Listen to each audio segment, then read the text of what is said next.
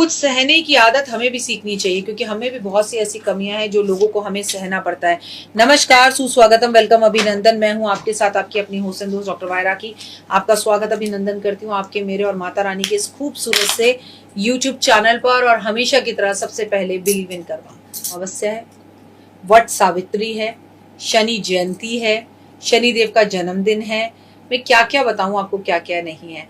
और हिंदू कैलेंडर के अनुसार डॉक्टर वायरा की कभी जन्मदिन है। देखिए, वैसे मेरा जन्मदिन 30 मई को होता है, लेकिन मैं मई के अमावस पर पैदा हुई थी, जिस दिन शनिदेव का जन्मदिन हुआ था। मैं हर बार ये सोचकर इतनी खुश हो जाती हूँ मैं अमावस पर पैदा हुई, मुझे इसका दुख ही नहीं होता। मुझे इस चीज की खुशी ज्यादा होती है क्योंकि मैं अमावस पर पैदा हुई। तो जो लोग अमावस पर पैदा होते हैं उनमें कुछ अलग ही बातें होती हैं, मुझ में वैसी कोई क्वालिटी है ही नहीं। अमावस पे तो शनिदेव भी पैदा हुए हैं और मैं भी अमावस पर पैदा हुई, तो मुझे तो ये सोचकर ही खुशी हो जाती है कि वाह प्रभु, तुमने मुझे अमावस पर पैदा किया, अपने साथ पैदा किया। और कमाल की बात है ना, मतलब इतने सारे लोगों में मुझ में कहाँ से ये बात आई कि just talk about believe in Karma. मैं बचपन से कर्मों के ऊपर बात करती हूँ और आपको भी बार बार कहती हूँ, हुए जस्ट बिलीव इन कर्मा, जो दोगे वही मिलेगा। और जो दुनिया का सबसे बड़ा देवता है, जो कर्मों का देवता है, उसी के साथ मेरा जन्मदिन बनता है। शायद यही कारण है कि मैं बिलीव इन कर्मा करती हूँ। कहते हैं शनि जयंती पावन पर्व ज्येष्ठ कृष्ण पक्ष की अमावस्या को मनाया जाता है। ये हिंदू धर्म में विशेष धर्म और पर्व है। शनि देव को न्याय का देवता माना जाता है। शनि जयंती इसी दिन है। सूर्य पुत्र शनिदेव का जन्म इसी दिन हुआ था। इस दिन को लोग शनि की विशेषकर पूजा करते हैं, उन्हें खुश करने का प्रयास करते हैं। अपनी इस छोटी सी वीडियो के अंदर मैं इस विषय पर सिर्फ शनि की बात करूंगी। वट सावित्री के लिए मैं अलग वीडियो बनाऊंगी, उस वीडियो को आप अलग से देखिए, ठीक है।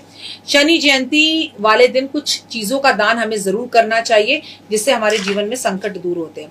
कहते हैं स्कंद पुराण के अनुसार, अगर आप दान पुण्य करते हैं, लोगों की मदद करते हैं, अपनी कमाई का एक हिस्सा लोगों की हेल्प में देते हैं, तो आप पर शनिदेव बेहद प्रसन्न होते हैं और आपकी हर इच्छा को पूर्ण करते हैं। शनि की कृपा प्राप्त करने के लिए शनि जयंती सबसे उत्तम मानी जाती है।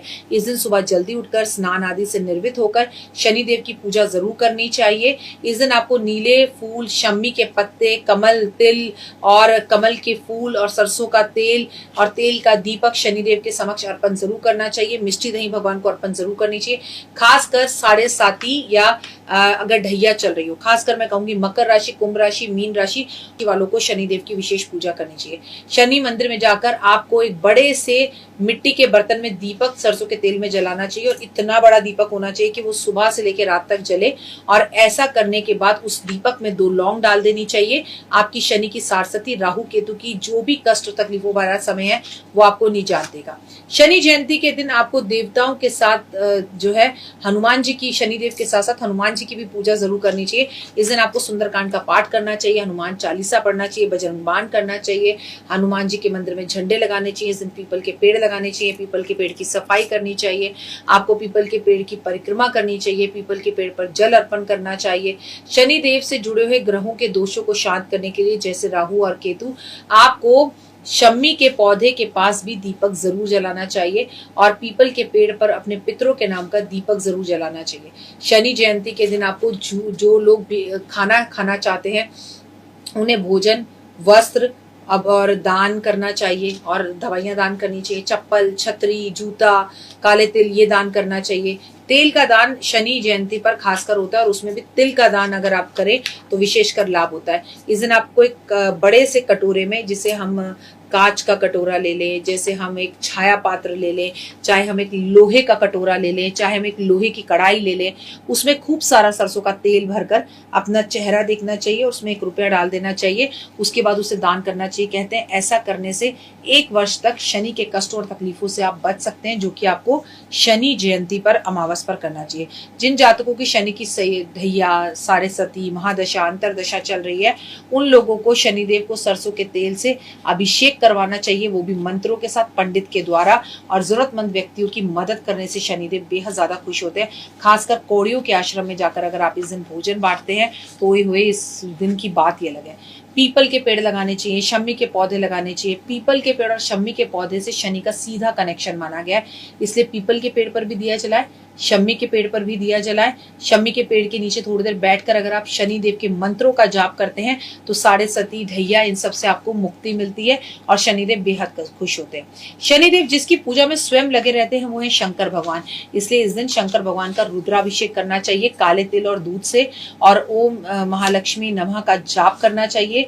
शंकर भगवान पे दूध अर्पण करते हुए आपको ओम नमः शिवाय शिवाय नमः का जाप करना चाहिए, और भगवान शनिदेव का तेल से अभिषेक करना चाहिए, शिव शंकर का जल से अभिषेक करना चाहिए, और हनुमान जी की उपासना करनी चाहिए, सुंदरकांड का पाठ करना चाहिए। आपको इस दिन रामायण का पाठ करवाना चाहिए। ऐसा सब करने से शनिदेव बेहद खुश होते हैं। जो लोग इस दिन महामृत्युंजय का मंत्र जाप करवाते हैं, जो लोग ओम नमः शिवाय शिवाय नमः का जाप करते हैं, जो लोग सुंदरकांड का पाठ करते हैं, जो रामायण का पाठ करते हैं, शनिदेव जी उनसे सदैव प्रसन्न रहते हैं और उनकी लाइफ में खुशियां लेकर आते हैं। इस दिन आपको पीपल के पेड़ के ऊपर अपने पितरों के नाम का जल अर्पण जरूर करना चाहिए। सबसे महत्वपूर्ण बात, अमावस्या के दिन वट सावित्री की पूजा, शनि जयंती। तो भाई हम शनि जयंती के हिसाब से तो शनिदेव की पूजा करेंगे, ये बात बिल्कुल क्लियर समझ लीजिए। लेकिन अगर हम वट सावित्री के हिसाब से देखें तो हम बरगद के पेड़ की पूजा करेंगे, जिसे शिव का साक्षात रूप भी माना गया है। तो आज आपको शिव की भी पूजा करनी है, हनुमान जी की भी पूजा करनी है। वट सावित्री के हिसाब से आपको शंकर भगवान के साथ साथ वट वृक्ष की भी पूजा करनी है, पीपल के पेड़ की पूजा करनी है। अब मेरा सुहाग भी अच्छा रहे, मेरे को शनि की ढैया में या किसी भी चीज में कोई परेशानी भी ना हो, मैं ऐसा एक उपाय क्या करूं, 2 पेड़ पीपल के, 2 पेड़ बरगद के और 2 पेड़ शम्मी के अपने हाथ से और परिवार वालों के हाथ से लगवा दीजिए। ओए होए, उसके बाद देखिए कि भगवान स्वयं आपकी पूजा करने आएंगे। आपको भगवान की पूजा करने की जरूरत नहीं होगी। मैं आपको बार बार बता रही हूँ, आज कर्मों का दिन है, शनिदेव का जन्मदिन है, तो wish you very very happy birthday Shanidev. और वट सावित्री की पूजा है, बहुत सारी महिलाओं ने ये पूजा पीछे शुरू करी थी, क्योंकि एमपी, यूपी और बिहार के कई जगहों पे ये पूजा करीबन 3 दिन लगातार चलती है और अमावस पर वो पूजा संपूर्ण होती है। बाकी पूरे उत्तर भारत में ये पूजा अलग अलग जगहों पर अलग अलग तरीके से मनाई जाती है, बट यूपी, एमपी और बिहार में तो बड़े जोरों शोरों से मनाई जाती है, जहाँ पर पति की लंबी उम्र और उसके प्राण की रक्षा के लिए इस व्रत को मनाया जाता है। कैसे करें वट सावित्री की पूजा, इसके लिए आप मेरी अगली वीडियो देखिएगा। लेकिन सबसे पहले आप मुझसे शनि जयंती की बात कर ले, तो wish you very very happy birthday Shani Jayanti. और मैं कहूंगी मकर, कुंभ और मीन राशि वाले इस सुनहरे मौके 19 मई 2023 को अपने हाथ से जाने ना दें। उल्टा आप तो छुट्टी कर लें, छुट्टी करके घर पे बैठे और घर में बैठकर इस पूजा को करें, भगवान की पूजा करें। जो जो उपाय मैंने बताए सब ना कर सके तो कुछ तो जरूर करें, आपके ऊपर शनि की अतीव कृपा होगी। फिलहाल मुझे दीजिए इजाजत, अपना और अपनों का रखिएगा खास ख्याल। जय माता दी, लव यू ऑल।